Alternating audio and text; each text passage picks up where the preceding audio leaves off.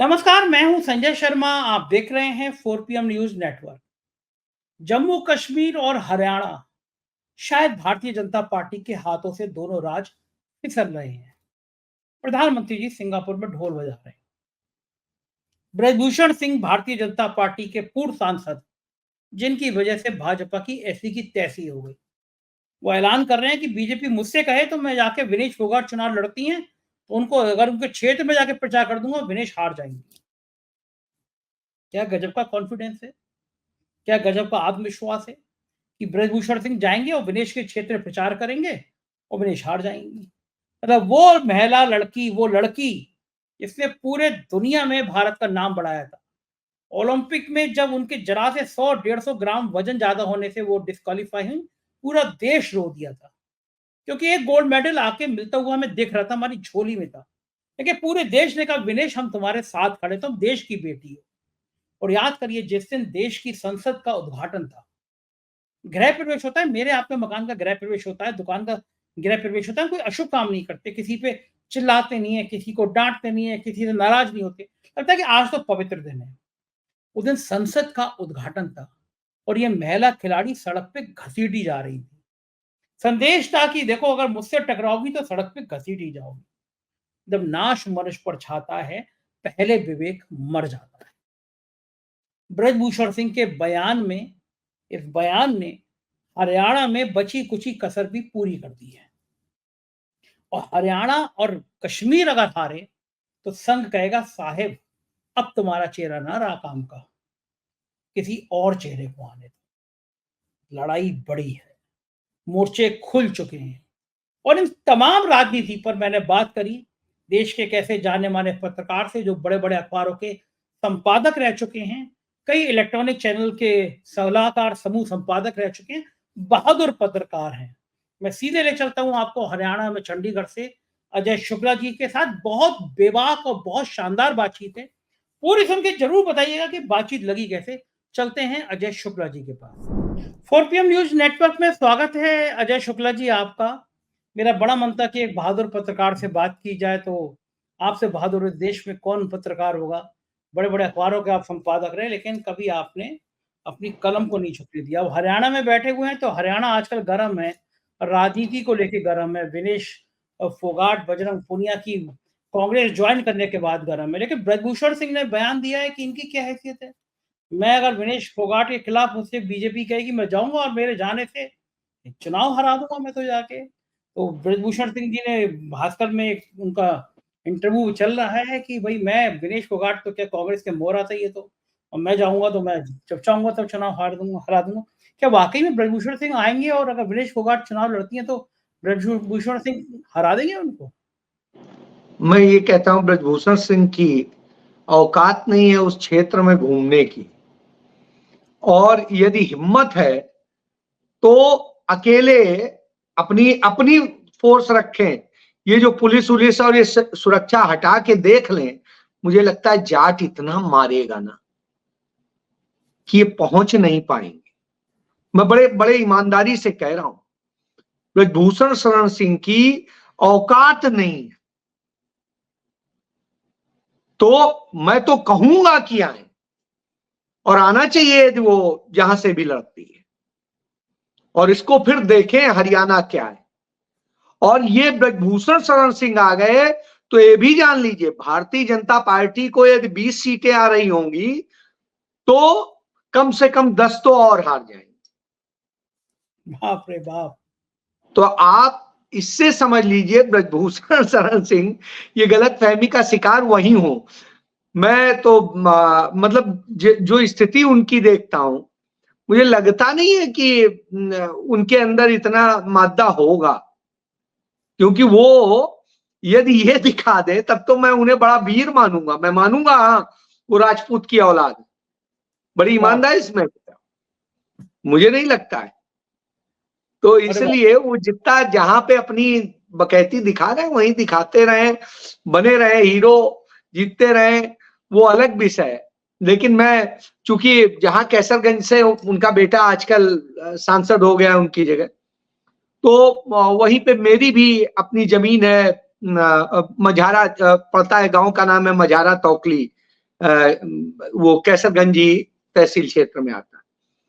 तो वहां पे जमीन है, तो मैं जानता हूं, वहां पे अपना जो ग्राम प्रधान है वही देखते हैं।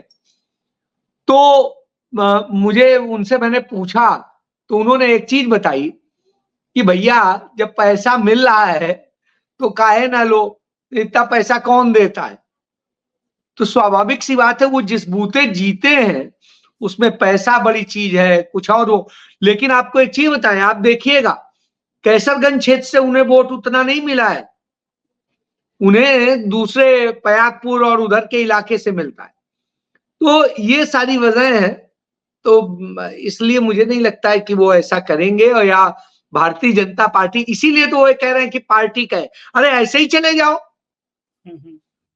भाई, ऐसे भी तो जाया जाता है कि हाँ ठीक है हमारे उससे तो वो चले जाए। तो ये है। बहुत ही कैडी चुनौती दे दिया आपने, वो तो कैडी कहते हैं, कैडी चुनौती दे दिया आपने उनको। नहीं, मैं कह रहा हूं कि सही में यदि वो राजपूत है तो उन्हें जाना चाहिए, निश्चित रूप से जाना। और नहीं, मैं वही तो कह रहा हूं कि उन्हें जाना चाहिए, फिर तो चैलेंज है ना ये।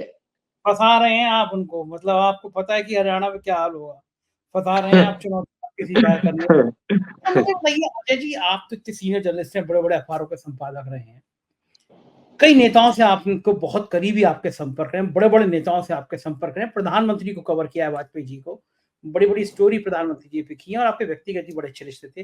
राष्ट्रपति, पूर्व राष्ट्रपति आपकी पड़ोसी थे, पड़ोसी थे साहब। मुझे बताइए कि जिस दिन नई संसद का उद्घाटन हो रहा था, प्रधानमंत्री जी बड़े शान के साथ नई संसद का उद्घाटन कर रहे थे, खिलाड़ी धरना दे रहे थे, लंबे समय तक धरना दे रहे थे। मैंने भी दिल्ली जाके उनके धरने कवर किए, उनके स्पॉट पे गया, पुलिस वालों से मेरी भी झड़प हुई। खिलाड़ियों को घसीटने वाली जो घटना थी, जिसको पूरी दुनिया ने कवर किया, पूरी दुनिया में बदनामी हुई भारत की, क्या दिल्ली पुलिस की इतनी हिम्मत थी कि वो बिना अमित शाह जी से, बिना गृह मंत्री जी से, बिना प्रधानमंत्री से पूछे उनको वहां से घसीटती? पहला सवाल।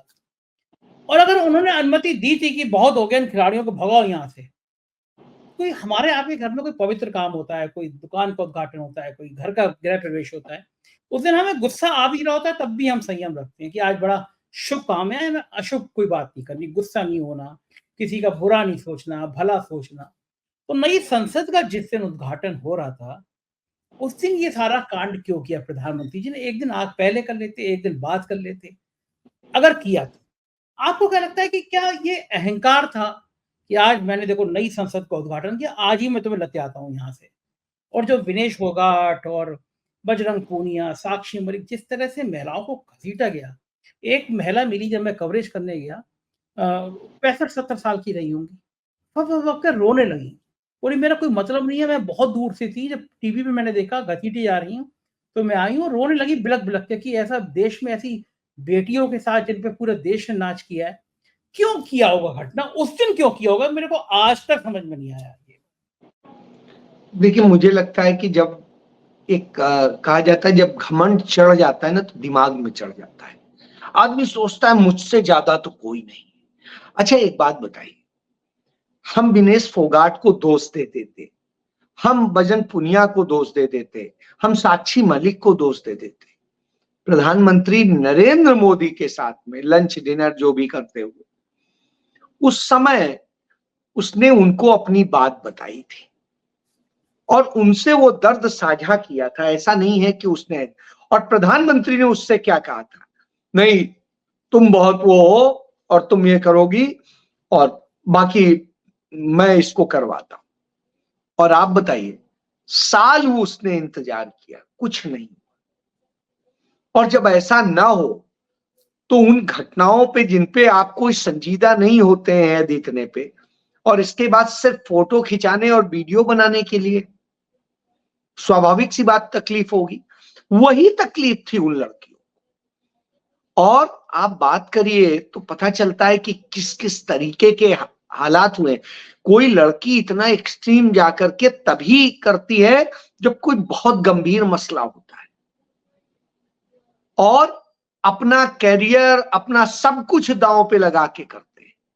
तो आप जबकि जानते हैं वही वहां सर्वे सर्वा है, सारी जगह सब कुछ बना हुआ है, इतना रिस्क उठाए कि ये था कि हाँ प्रधानमंत्री तो हमारे साथ ही हैं, उन्होंने तो हमें कहा ही है, ये विश्वास था। तो सोचा कि एक पहले वो दें, और आप देखिए पहली बार बैठे, आश्वासन मिला, हट गए, फिर दोबारा बैठ। तो आप इसको समझिए, बहरहाल आपने उनके दर्द को नहीं समझा, आप कुछ नहीं करते, बुलाते, बैठाते कि अच्छा बेटा मैंने सुन लिया, मैं उनको, आप दोनों को आमने सामने बैठा देते और चर्चा करा देते, शायद इतनी बड़ी बात नहीं। लेकिन नहीं, जब आपके घमंड चढ़ा होता तो आप कहते हैं इसकी औकात, तो वही स्थिति होती। मैंने देखा है तमाम सारे लोगों को यही दिमाग में चढ़ जाता है, हम ही हैं, हम भगवान हो गए, और उस चक्कर में वो अपने आप को भगवान समझने लगते। ठीक है, आपके पास हो सकता है पैसा हो, गाड़ी हो, दूसरी चीजें हो, लेकिन एक समय ऐसा आता है कि ऐसे लोग इतने डिप्रेशन में चले जाते हैं, कुछ कहना नहीं। बहरहाल जो ये होना था हुआ। ब्रजभूषण शरण सिंह का चरित्र आप देख लो ना, आप गोंडा के उस चरित्र से देखो जब वो छात्र नेता के तौर पे अयोध्या में थे, फैजाबाद में, और वहां से आप शुरू करो और देखो कैसे कैसे बड़ा, कहां से इतना पैसा आ गया, कहां से ये सब हो गया, क्यों नहीं ईडी आज तक भेजी।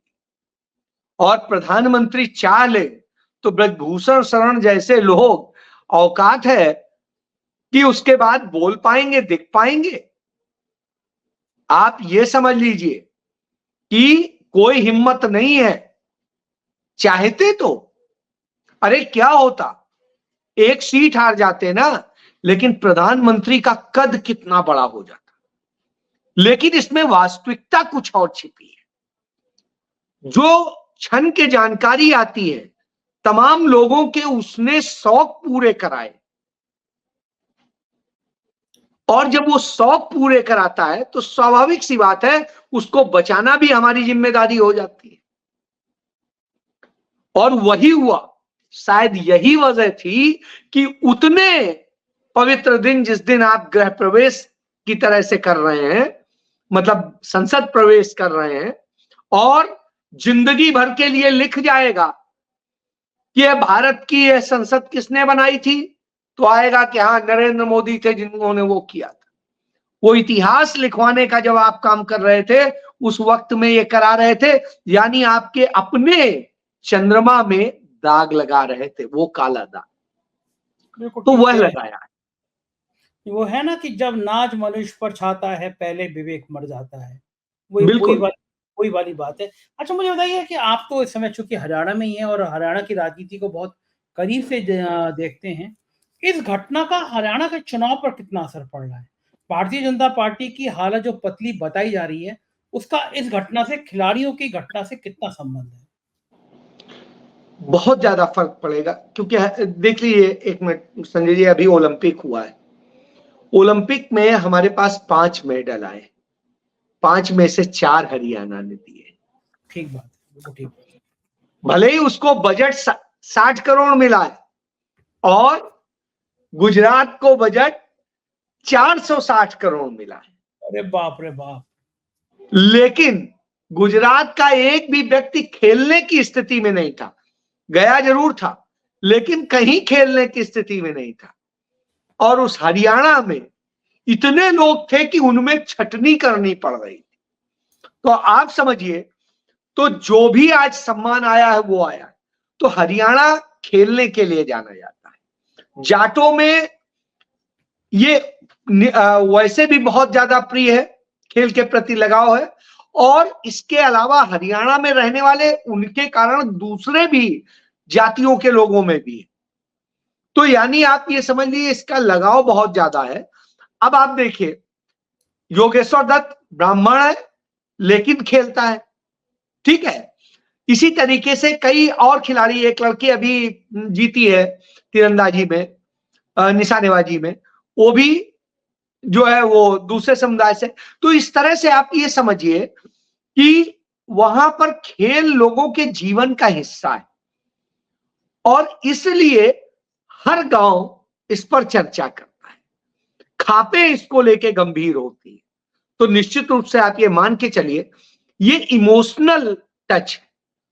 और मैं आपको एक बात बता दूं, भले कोई इस पे कुछ भी कहे कि वो कांग्रेस में और लड़ने और इसमें, क्या इसके पहले जो भारतीय जनता पार्टी ने इसी की चचेरी बहन बबीता फोगाट को नहीं शामिल कराया? वो क्या नाम है, योगेश्वर दत्त इसके साथ हो गए। इसके अलावा आप देखिए कितने खिलाड़ी हैं, है नेहा, वो क्या नाम, नेहवाल कौन है, वो है। तो इसी तरीके से तमाम सारे लोग, तो ये आप जान लीजिए, वो भाजपा में आते हैं तो ठीक है, वो भाजपा से टिकट पाती है, बबीता लड़ती है, वो ठीक है। यदि विनीश को मौका मिल जाता है तो वो ठीक है, वो उसकी है, उसकी बात की जाती है तो ये गलत है। अरे भाई, दो चश्मे थोड़ी नहीं हो सकते हैं, एक ही चीज होगी। तो इसलिए मैं समझता हूं इससे एक बड़ा संदेश गया है कि तुम यदि उसका गोल्ड मेडल छीन सकते हो तो भगवान यदि चाहता होगा तो हो सकता है वो हरियाणा की खेल मंत्री हो, तब क्या कर लेंगे। क्या बात है, क्या बात है, बिल्कुल सही बात है ये। और दूसरा, कितना भक्तों के लिए अजय जी डूब मरने वाली बात थी। पाकिस्तान जिसको तुम मजाक उड़ाते रहते हो, सुधीर चौधरी जैसे और बाकी सब गोदी मीडिया के एंकर और एंकरनियां, कि पाकिस्तान में टमाटर नहीं है, पाकिस्तान में प्याज नहीं है, खाने के लाले पड़े, वो पाकिस्तान गोल्ड मेडल जीत के ले गया। और तुम्हारे देश में खेलेगा इंडिया, बढ़ेगा इंडिया, कैसे बढ़ेगा? क्योंकि ओलंपिक में तो कमान संभाली है मुकेश अंबानी की पत्नी नीता अंबानी। क्या मतलब है उनका ओलंपिक से, ओलंपिक की टीम से, ओलंपिक के लोगों से? लेकिन जब कमान ऐसे लोगों को दी जाएगी, ब्रजभूषण सिंह, नीता अंबानी, तो देश देश में ऐसी तो नगीने आएंगे। वो तो सलाम है विनेश फोगाट को, कहां तक पहुंची दुर्भाग्य था लड़की का, कि मतलब वरना वो गोल्ड मेडल लेकर आती, देश का नाम ऊंचा करती। लेकिन आप सही कह रहे हैं कि आप कह रहे हो खेल मंत्री, तो क्या आपको लग रहा है कि हरियाणा में कांग्रेस की सरकार बनने जा रही है? नहीं, मुझे कोई संदेह नहीं लगता है संजय जी। मैं एक चीज ये कहूं, आप ये गिनती करिए कि कितनी सीटें आ रही हैं। आप कहेंगे 50 सीटें आ रही हैं, फिर आप कहेंगे नहीं नहीं 50 नहीं 55 आ रही हैं, फिर आप कहेंगे नहीं 60 आ रही हैं, फिर आएगा 65 आ रही हैं, कितनी आ रही, 70 आ रही हैं। मतलब आज आप यह अनुमान लगाने की स्थिति में नहीं है, इस तरह की स्थिति। और ये इसका एक कारण नहीं है, इसके बहुत सारे कारण।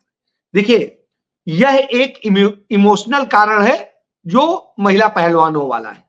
और ब्रजभूषण शरण सिंह ने जो बयान दे दिया ना कि बबीता और ये सब हरियाणा की बेटी, ठीक है, तो ये हरियाणा के हैं, इससे हरियाणा को और ज्यादा अस्मिता का सवाल।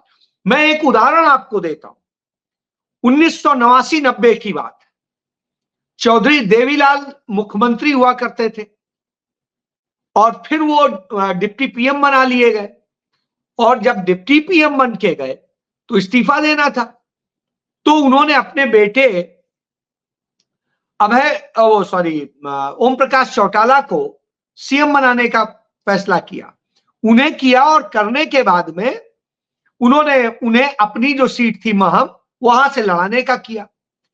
उनका पूरा चुनाव जो है उनके प्रतिनिधि के तौर पे आनंद डांगी वो किया करते थे।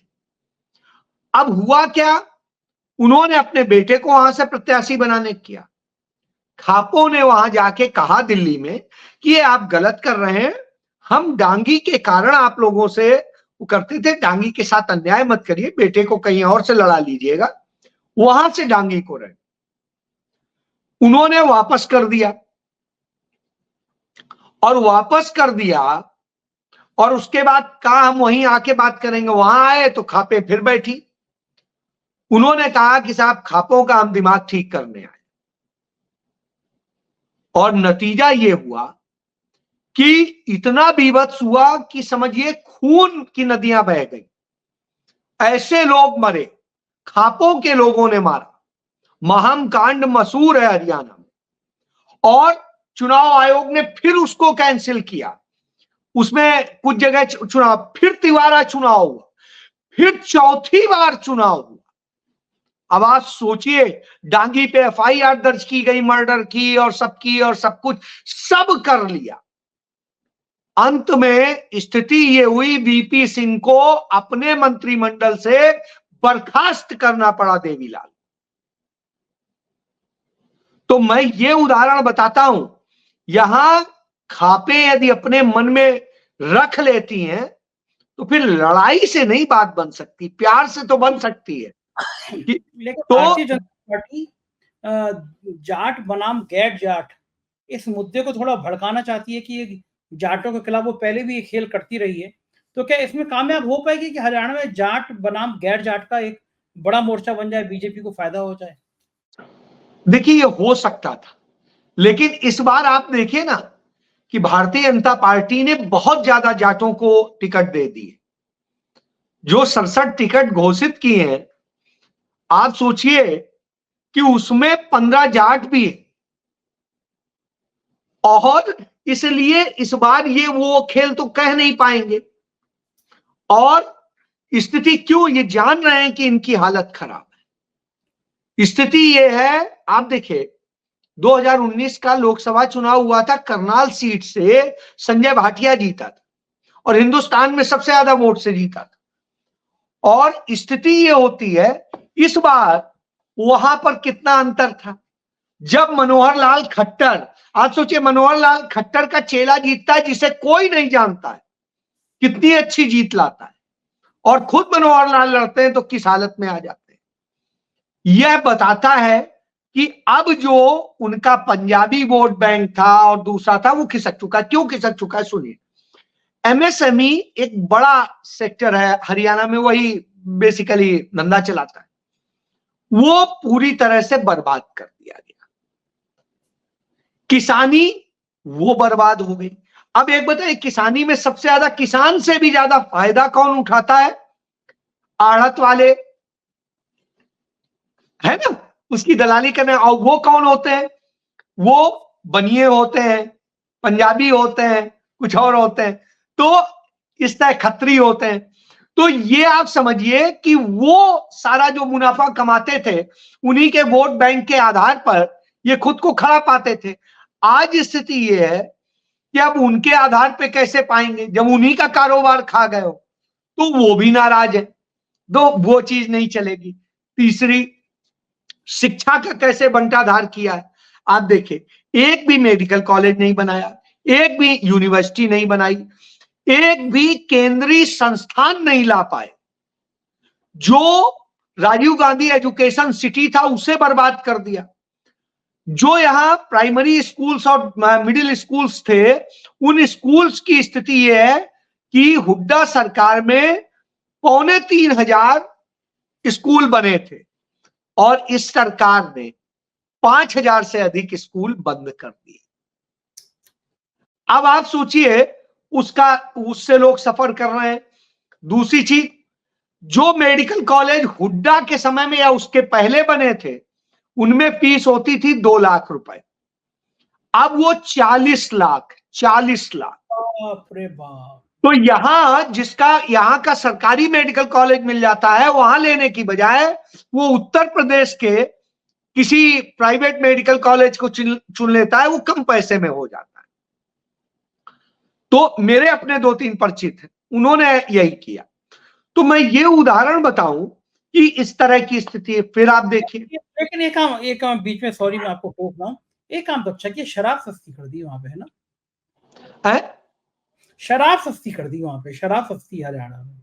शराब इसलिए सस्ती की, वो भी बता देता हूं। विनोद शर्मा है, लिकर माफिया कहलाते हैं इस रीजन के, तो उनका शराब का धंधा है पूरा। उनका बेटा राज्यसभा सदस्य है भारतीय जनता पार्टी का, उसके अपने मीडिया संस्थान है, तो उसके जरिए तमाम चीजों के जो है बेनिफिट लिए जाते हैं मीडिया के जरिए, और उनको भी फिर बदले में बेनिफिट देना था और उसके बदले में तमाम लाभ मिलने थे। तो वो पूरा खेल है, इसलिए ये सारी चीजें हैं। अच्छा, वो मुझे चल बताइए, रहा। मुझे बताइए कि आप कश्मीर उनकी पत्नी को कालका से टिकट भी दे दिया। अच्छा, ओके, ओके। हाँ। अच्छा ये बताइए, अभी आप कश्मीर भी घूम के आए पिछले दिनों में, और कश्मीर में तो लोग ये कह रहे हैं कि बिल्कुल 100% तय है कि नेशनल कॉन्फ्रेंस और कांग्रेस की सरकार बन जाएगी वहाँ पर। हरियाणा भी हाथ से जाता हुआ नज़र आ रहा है। लेकिन प्रधानमंत्री तो मस्त हैं, वो सिंगापुर में ढोल बजा रहे हैं, उनको कोई फ़र्क ही नहीं है। ऐसा क्यों? इतनी मस्ती क्यों? देखिए, मस्ती दिखाने की बात है। असल में हालत बिगड़ी हुई है, नहीं बिगड़ी होती तो यही तो मुफ्त की रेवड़ियां कहते थे। आज ही घोषणा पत्र जारी किया है जम्मू कश्मीर का, देख लीजिए कितनी रेवड़ियां की बात की है उसमें। तो मैं यही कह रहा हूं, इनकी जब हालत बिगड़ती है तो ये इसी तरीके से करते हैं। बाद में क्या होगा? बाद में कह देंगे ठीक है, जैसे कहते हैं अमित शाह ही कहते हैं, क्यों तो चुनावी जुमले होते हैं।